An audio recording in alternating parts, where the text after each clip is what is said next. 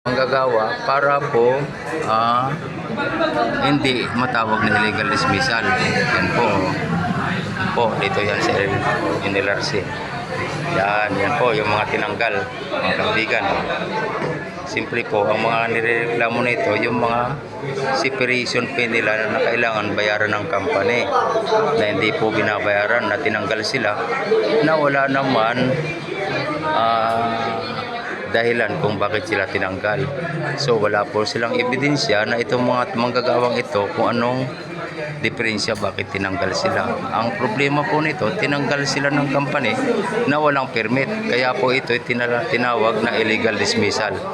Tama po ba mga guys? Dapat si company bago magtanggal ng mga manggagawa, kumukuha muna ng permit sa labor na sila magtatanggal ng manggagawa para po hindi natin matawag na illegal dismissal. Di po ba kapag may permit, ang tawag po nun legal po ba? Yan po mga guys, tama po ba po? Yan po. Di po ba? Tama.